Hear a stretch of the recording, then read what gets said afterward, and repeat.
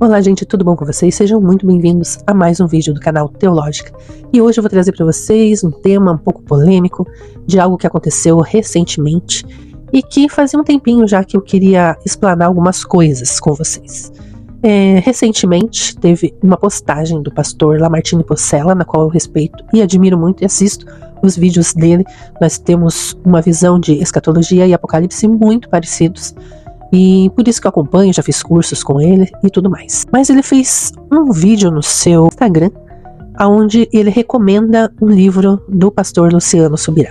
A gente sabe que ele e a igreja dele, né, a Alcance, está envolvida até o pescoço com aquele caso da mamãe Aline, que está reivindicando justiça, e desde então as pessoas têm caído a ficha e têm percebido que muito do que eles apoiaram, pagaram e até estão ali correndo atrás, né, desse pastor, tem coisa errada aí e que estão começando a acordar. Muitos ainda não acordam completamente porque eles têm simplesmente um certo orgulho de dizer que foram enganados, ou que estavam enganados. Eu fiz papel de bobo até agora por ter acreditado no homem que de repente não é tudo aquilo. Então as pessoas começam a estudar a Bíblia e começam a ver, nossa, como que eu fui alcançado através de uma teologia tão rasa como essa. Mas Deus tem os seus caminhos, né? A pessoa não sabe nada da Bíblia. A palavra de Jesus tem poder, ela vai alcançar quem tiver que alcançar. Agora, permanecer num nível para sempre, isso daí é outra coisa. Tem horas que a pessoa evolui, tem horas que a pessoa acorda, e aí vai de cada um com a sua caminhada com Deus. Mas a questão é que o pastor Lamartine Possella, ele foi questionado sobre essa postagem, não só por uma pessoa, por vários perfis. Um dos perfis eu vou deixar aqui. E ele responde a pergunta dessa pessoa, né? Diz que ele não sabe sobre o assunto direito.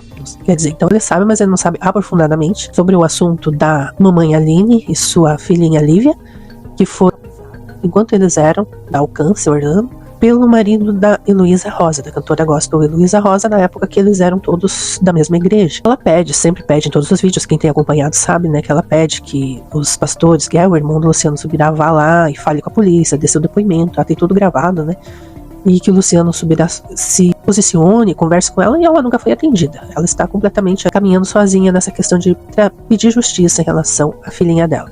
E a gente sabe que nenhum pastor levantou a favor dela. Todos os pastores, eles se levantam só a favor dos seus amigos pastores.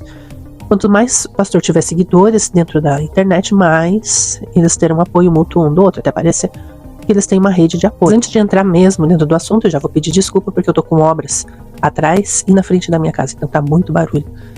Mas eu vou fazer o possível para retirar, né, todo o ruído aí e até o microfoninho novo para estar falando aqui com vocês, colocando mais pertinho, né, para tentar tirar o ruído o máximo possível.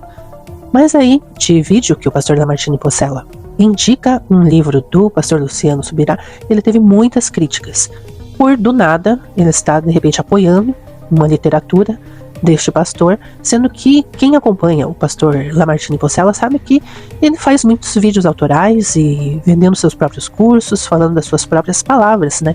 Dificilmente ele indica outra pessoa, e no meio de todo este furacão que é este assunto, né, que está envolvendo a Igreja Alcance, ele me pega e vai lá meio que dar uma força, né, para este pastor. E as pessoas estão questionando, né? E num dos questionamentos ele respondeu que ele não sabia sobre o assunto direito, quer dizer, sabia, mas não aprofundou no assunto, mas sabia que o Luciano Subirá é um homem de Deus. Então ele deve ter provas, né, de que é um homem de Deus. Outras pessoas questionaram assim que não é por causa de um erro ou porque isso está acontecendo que vai jogar no lixo tudo que o Luciano Subirá falou. Mas a Bíblia fala que a gente deve viver o que prega, né? Não só viver pregando, mas sim viver o que prega. Porque senão é só uma perca de tempo. Quem está lucrando com isso não é o reino de Deus, mas sim a pessoa que usa o nome de Jesus. E o nome de Jesus é muito lucrativo para quem sabe usar do nome dele. Então tem pessoas que usam o nome de Jesus para realmente lucrar. Tem outras pessoas que usam o nome de Jesus para alcançar suas bênçãos. E tem outras pessoas que se rendem a Jesus. Então no último dia Deus vai separar todo mundo, né? Todas essas espécies. Mas ele recomendou um livro e eu fui ler o trecho desse livro. Infelizmente eu tive que ler para não chegar aqui e ficar falando só em tom de crítica de algo que eu não vi e não li. Eu sabia que ia ser uma grande perca de tempo, porque eu acho que a teologia do Luciano Subirá é muito superficial, né? Ele lê a Bíblia de uma forma infantil, não sei se de propósito, para vender, né? Pode ser, né? Eu sei que ele acaba, poxa, se for pra falar teologia dessa forma, falar da Bíblia assim, vender o tanto que ele vende, né? Nossa, tinha muita gente, por isso que tem muita gente rica, né? Porque se você for falar realmente o que tá ali dentro da Bíblia, talvez não venda tanto, não seja tão popular. Eu li alguns textos quando ele está falando sobre a embriaguez. E o pastor Lamartine Bossella, no vídeo, ele acaba falando sobre a questão da embriaguez, né? Não vos embriagueis com vinho, mas enchei-vos do Espírito Santo. E que as pessoas nesses tempos estão se embriagando muito com as coisas do mundo. E aí ele vai dentro da linha do que o Luciano Subirá escreveu. Nos textos, nos capítulos acho que 25, 26 e 27, que começa a falar sobre isso, o Luciano Subirá diz que ele nasceu na igreja e ele não sabe o que é se embriagar, ele não ficou na gandaia, nada para saber o que é isso. Mas ele vai falar sobre isso. E ele acha na cabeça dele que o negócio de se embriagar na Bíblia tá falando metaforicamente, não tá falando só de vinho não, mas também tá falando de uma maneira metafórica, de não se embriagar com as coisas do mundo, mas você tem que se embriagar do Espírito. Então ele vai costurando umas coisas ali, muito superficialmente do que diz a Bíblia. E dá para perceber que ele não teve atenção ao ler os versículos corretamente, né? Então tem trechos que eu vou dar uma lida para vocês e vou comentar. Então tem este trecho da página 27 que diz assim, que no dia de Pentecostes, quando os discípulos foram pela primeira vez cheios do Espírito, algumas pessoas acharam que eles estavam bêbados.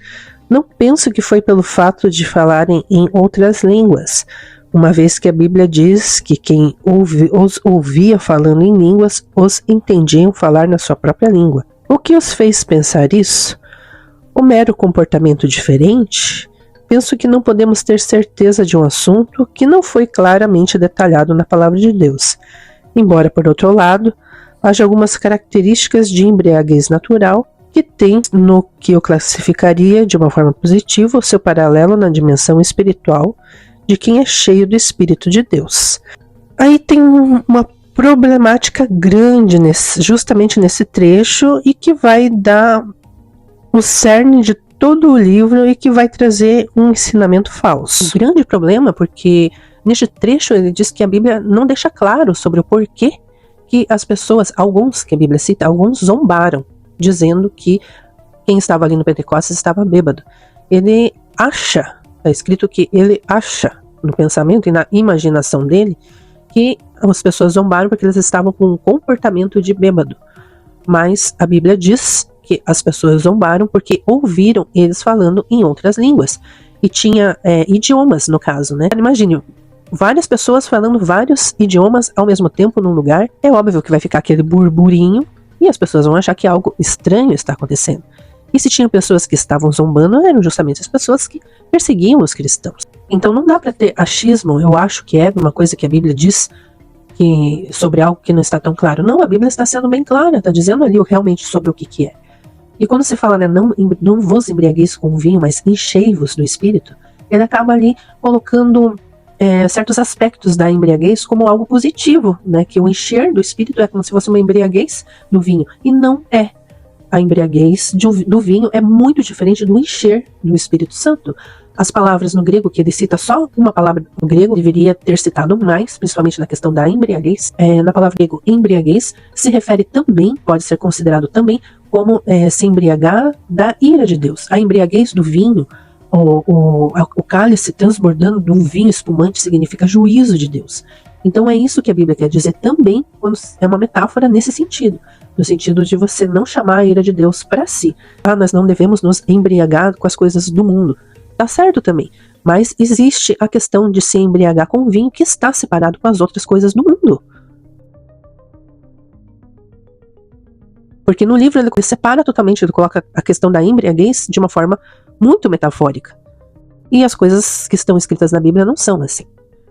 Pode ser que no meio dele, da cabeça dele, onde ele vive, não se tenha tanto esse problema, mas no restante do mundo, eu que moro aqui na Ásia, a questão da embriaguez, e não é só de vinho, de cerveja e outras bebidas alcoólicas, é muito forte. Eu lembro também no Brasil, quando eu era criança, muitos amigos do meu pai morreram por causa de embriaguez. Então também é a embriaguez literal. O álcool é uma droga, e é uma das drogas que mais matam no mundo. E isso é muito pouco falado, né, no meio evangélico, porque diz que crente só come, não bebe. E por não beber, por isso que come demais. Mas o comer demais, que foi também, por muito tempo, pecado, um grande pecado do Luciano Subirá, e por isso que eu não via nada dele, não por ele ser gordo, mas sim por ele ser glutão, uma pessoa que não tinha domínio próprio, vai ficar falando o que da palavra de Deus se ele não tá vivendo? Então, eu me abstinha mesmo, porque não tem como uma pessoa, né, querer viver de pregar e não viver o que prega. Então eu achei assim um livro muito superficial, e o que está escrito ali muito superficial, e dá para perceber então por que vende tanto.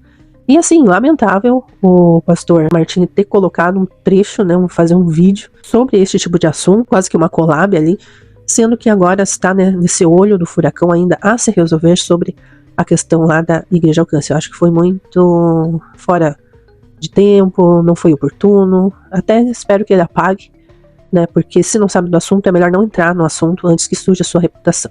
Até porque uma das coisas que mais doeu, acho que quem assistiu aquele vídeo, é que os netinhos do pastor Lamartine são muito parecidos com a menina, né, que foi abusada. Então a gente sente a dor daquela mãe, a gravidade do assunto que está sendo aí jogado debaixo do tapete, nenhum pastor fala. Um continua ajudando o outro, continua protegendo o outro, e os membros que continuem aí pagando seus luxos e que continuem lutando sozinhos. Assim pensam eles. Então tenham muito cuidado, examinem as escrituras, e antes de vocês comprarem as coisas, né, literatura de qualquer um, ou por indicação de um pastor do outro, dá uma lida antes, geralmente dispõe resumos, ou tem resenhas, né? Tenta ver por si mesmo, pede iluminação do Espírito Santo, porque estão vendendo muito pote de água aí como vinho. O vinho do Senhor é bem diferente da água podre que estão vendendo por aí. Então é isso, gente, que eu tenho a falar sobre esse assunto. Se você não é inscrito no canal, se inscreva, com o sino ativado, curta e compartilhe esse vídeo, e também deixa o seu comentário sobre este assunto. Eu aguardo vocês no próximo vídeo.